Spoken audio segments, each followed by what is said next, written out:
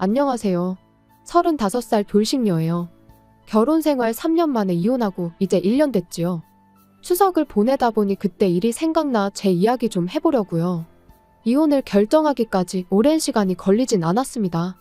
시댁 식구들은 물론이고 영원히 내 편이길 바랬던 남편마저 실은 상종 못할 인간이었다는 걸 깨닫게 되자 그때부턴 더는 한시도 같이 있을 수가 없었거든요.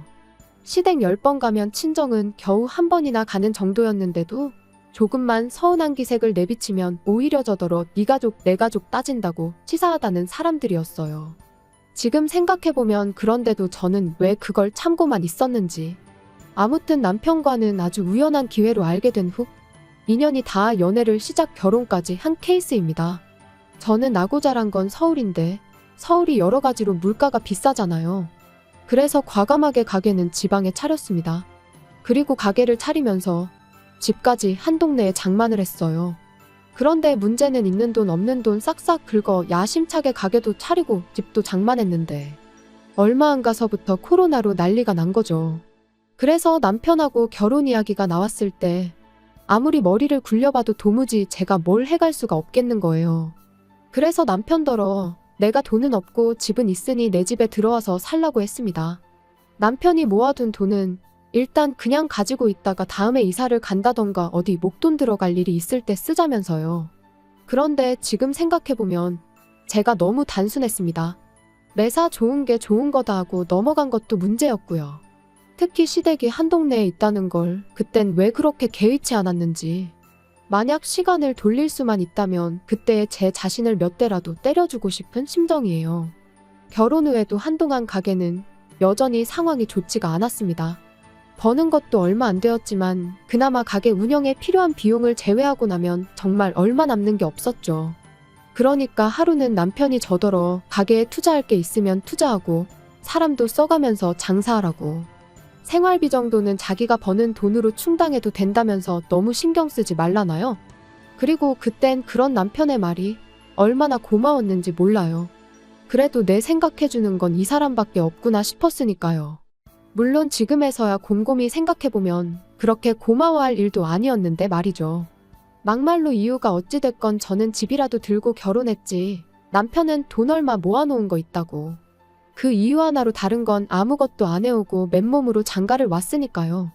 그러니 어찌 보면 생활비 정도는 남편이 혼자 낼 수도 있는 거였는데 아무튼 그때는 이런 생각은 못하고 그저 남편에게 고마운 마음이었어요. 그리고 그 때문인지 언젠가부턴 남편한테 괜히 눈치가 보이고 미안했었죠. 그래서 남편이 주말마다 시댁에 같이 좀 가자고 하면 군말 없이 따라가곤 했는데 언제부턴가 다른 식구들은 다 노는데 저만 일을 하고 있더라고요. 그리고 나니까 가뜩이나 장사하느라 일주일에 하루밖에 못 쉬는데 그 하루를 왜 시댁에서 보내야 하는 건지 부당하다는 생각이 드는 거예요. 그래서 남편한테 매주 주말마다 시댁에 가는 게 힘들다고 했습니다. 그랬더니 자고 오는 것도 아닌데 그게 왜 힘드냐는 거예요. 그래서 그러면 시댁에 가는 만큼 친정에도 한 번씩은 가자고 했더니 저희 친정은 너무 멀다면서 싫은 티를 대놓고 내는 게 아니겠어요? 그리고 이후로 몇 번의 언쟁 끝에 어쨌든 남편이 친정에 같이 가주기는 했습니다만 정말이지 하다못해 저희 부모님한테 말 한마디 먼저 거는 법이 없었어요. 그저 저희 어머니가 차려주는 밥 받아 처먹고 넋놓고 TV 보는 게 다였으니까요. 그리고 이후로도 두세 번 정도 저희 친정에만 가면 늘 그런 식으로 행동하는 남편을 보고 있자니 정 떨어진다는 말이 무슨 뜻인지 알겠더라고요. 그래서 그때부턴 속된 말로 이 꼴 저 꼴 다 보기 싫어서 혼자 친정에 다녀오기 시작했습니다. 그랬더니 남편이 하루는 생활비를 운운하더라고요. 그래서 두말 않고 그때부턴 남편하고 똑같이 부담하기 시작했어요. 남편이 생활비라고 100만 원 내놓으면 저도 100만 원 내놓는 식으로요. 그리고 경제적으로 남편에게 미안한 마음이 사라지니 허구한 날 시댁에 가자는 남편의 요구도 당당히 거절할 수 있었죠. 아무튼 그러다 결정적인 사건이 벌어진 건 작년 추석이었습니다. 좋은 회사는 명절이면 돈을 준다던데 저희 남편은 늘 선물 세트를 받아오곤 했어요. 왜? 마트에서 파는 참치 세트 같은 거 말이죠. 그리고 작년엔 스팸이었어요. 퇴근한 남편이 명절 선물이라며 스팸 세트를 식탁 위에 올려놓는데 문득 지난해에도 스팸이었던 게 떠올랐습니다. 그래서 정말 별 생각 없이 올해도 또 스팸이네 하고 한마디 했거든요. 맹세코 어떤 아기도 없이 한 말이었어요. 그런데 어째선지 남편이 갑자기 열을 내면서는 너는 뭐 이런 거 받아올 데나 있냐며 짜증을 내대요. 받아오면 그냥 고맙다 하고 먹으면 될 것을 괜히 쓸데없는 소리를 한다면서요. 그리고는 자기가 그나마 안정적인 회사를 다니고 있으니까 제가 마음 놓고 장사를 하는 거라며 당장 자기보다 돈 얼마 더 번다고 기고만장하지 말라며 방으로 들어가는데 생각지 못한 남편의 반응에 당혹스러웠습니다. 스팸을 스팸이라고 하는 게 이렇게 사람을 열받게 만들 줄은 상상도 못했으니까요. 그런데 남편은 이후로도 며칠 동안 저한테 말도 안 걸고 말 그대로 개무시를 했어요. 그리고 그런 남편을 보고 있자니 어찌나 기가 막히던지 아무리 생각해도 저는 제가 뭘 잘못한 건지 도무지 납득할 수가 없었습니다. 솔직히 까놓고 말해서 문제라면 남편 본인이 느낀 남들이 명절이라고 현금 보너스 받아올 때 자기는 스팸을 받았다는 자격지심이 문제였던 것 같은데 그게 제가 사과할 일은 아니라는 생각이었거든요.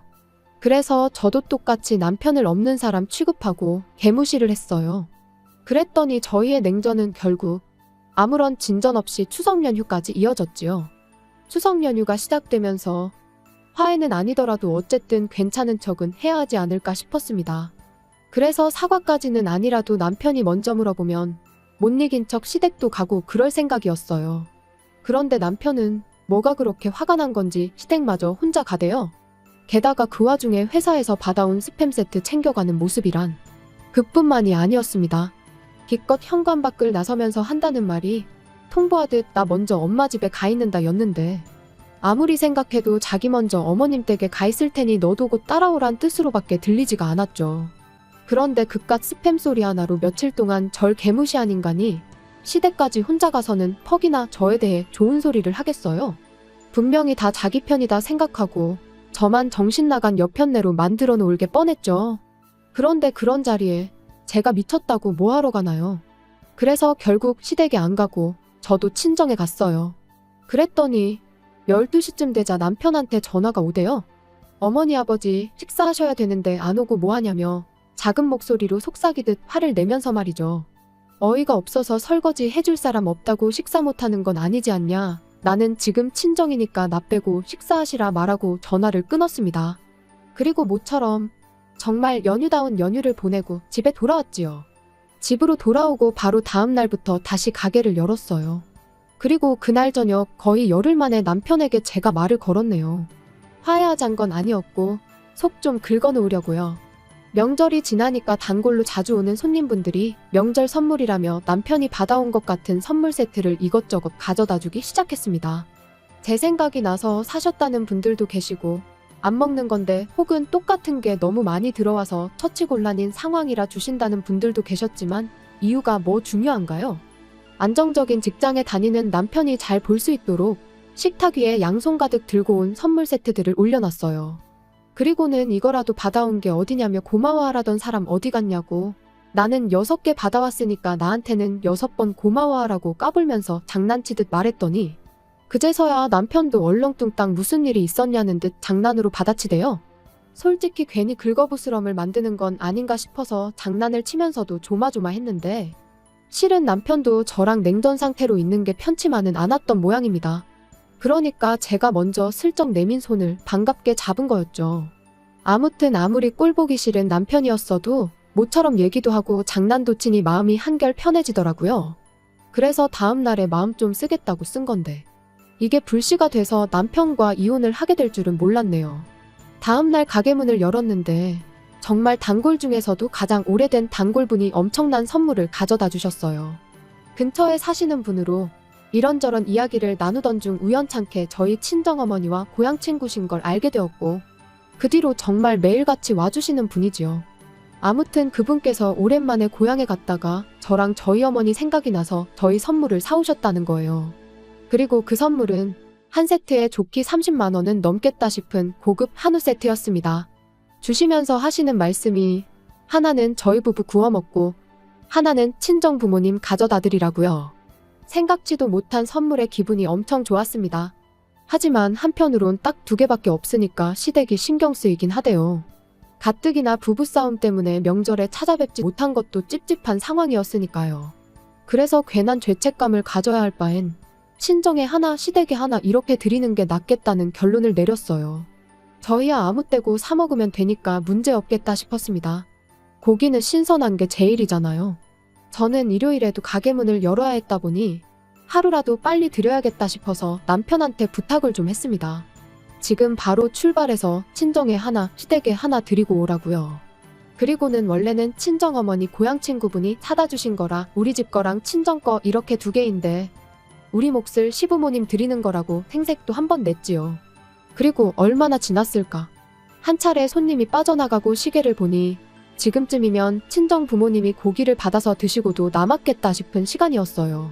그래서 친정에 잘 받으셨냐고 전화를 했는데 어째서인지 친정어머니는 뭐 이런 걸 남편까지 부려먹어가며 보내느냐고 싫은 소리를 하시는 거예요.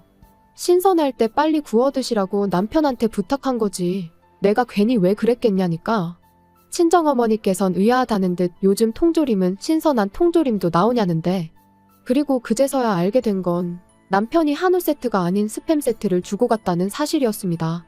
심지어 그마저도 열어보니까 어떻게 된 건지 2캔이 비어 있었다면서요. 정말 화가 머리끝까지 차오르는 기분이었습니다. 그래서 그 길로 가게 문 닫고 시댁으로 향했어요. 제 인생에서 시댁 가까운 걸로 이득 본 건 그날이 처음이자 마지막이었죠. 아니나 다를까 시댁 현관 밖에서부터 소고기 냄새가 펄펄 풍겨왔습니다. 문 열고 들어가니 20인분은 좋게 됐을 그 많은 고기를 시부모님과 남편 셋이서 다 구워 처먹고는 배부르다고 몸도 제대로 가누지 못하며 바닥에 드러 누워 있더라고요. 남편한테 이게 뭐 하는 짓이냐 따졌더니 제가 자초한 일이랍니다. 세상 어느 며느리가 명절에 시댁을 안 가냐면서 시댁 무시하면 어떻게 되는지 자기가 저한테 참교육 해준 거라나요? 그리고는 뚫린 입이라고 덧붙이길 그래도 자기라도 되니까 스팸이라도 가져다 드린 거라며. 고기도 먹어본 사람이 먹는 거지 장인 장모님이 한우를 언제 드셔보시기라도 했겠냐고. 그건 한우에 대한 예의가 아니라는데 저 인간이 지가 지금 뭔 소리를 하는 건지 알고 짓거리는 건가. 도대체 뭘 잘못 처먹었나 싶었어요. 게다가 자식이 말도 안 되는 개소리를 쏟아내는데 시부모님은 민망해 하시긴커녕 뭐가 그렇게 재밌는지 킥킥대면서 같이 웃고 계실 뿐이었지요. 그때 깨달았죠. 내가 인간도 못 되는 사람들하고 가정을 이루고 살고 있었구나 하는 사실을요. 고기 20인분 맛있게 드셨냐고. 이게 내가 아내로서 며느리로서 드리는 마지막 식사라고 생각하시라고만 간단히 말하고 시댁을 나왔습니다. 그랬더니 그제서야 분위기가 심각해진 걸 깨달았는지 남편이 집 밖으로 뛰쳐나와 장난친 건데 왜 그러냐며 절 잡대요. 그리곤 한다는 소리가 원래도 시부모님이 한우라면 환장을 해서 한 세트 가지고는 모자랄 것 같아서 2세트 다 드린 거다라면서 저희 부모님은 나중에 맛집으로 모시고 가서 따로 사드릴 계획이었다는데 솔직히 그 말을 어떻게 믿나요? 어이가 없어서 개소리하지 말라며 남편 정강이를 한 대 걷어차버렸습니다. 그리곤 의학하며 다리를 부여잡고 나뒹구는 남편을 남겨둔 채 뒤돌아 걷기 시작했어요. 그랬더니 남편이 미안하다며 절뚝이며 쫓아오는데 고기 20인분을 셋이서 나눠 먹은 상황에 쓰레 빠시는 발로 뛰려니 숨이 찼는지 얼마 따라오지도 못하고 또다시 바닥에 주저앉아 버리대요. 하지만 그러던지 말던지 저는 그 길로 집으로 돌아와 매장에서 쓰는 업소용 대형 쓰레기 봉지에 눈에 보이는 남편 물건은 전부 다 쓸어 담아 현관 밖에 내놨습니다. 현관 비밀번호도 바꿨고요. 그리고 1-2시간쯤 지났나 남편이 현관문을 두드리며 문 좀 열어보라고 얘기 좀 하자는데 현관문 밖에다 대고 나는 아까 말한 대로 월요일 되는 대로 이혼수속 밟기 시작할 거니 현관 밖 당신 짐이나 챙겨서 꺼지라고 했습니다. 그리고 한 번만 더 찾아오면 나도 당신 회사에 쫓아가서 똑같이 할 거라니까. 더는 집으로도 가게로도 찾아오지 않더라고요. 이후로 시부모님한테도 몇 번 전화가 오긴 했지만 딱 다 무시했고요. 그랬더니 결혼 초반에 생활비 어쩌고 하며 헛소리를 하대요. 그래서 너는 대신 내 집에 공짜로 얹혀 살지 않았냐. 나 그때 시댁에서 노비처럼 일한 건 생각 안 나냐 하니까 또 입국 다물고. 그래서 결국 별탈 없이 이혼했습니다. 사실 변호사님 말로는 소송으로 갔다가 재산분할 신청이 들어오면 골치가 아플지도 모른다고 했는데 남편이 지레 겁먹고 협의 이혼에 동의해줘서 다행이었죠. 지금 생각해보면 저희 친정에서 싸가지 없게 행동하는 걸 처음 봤을 때 그때 정강이 걷어차고 이혼을 했었어야 되었던 거 아닌가 하는 생각도 듭니다. 하지만 이제 와서 후회해서 뭐 하겠나요? 이제라도 어쨌든 남남이 되었으니 다행이죠 뭐. 벌써 1년이 지난 일인데 어제 일처럼 생생해서 그냥 이렇게 사연으로 보내봤습니다.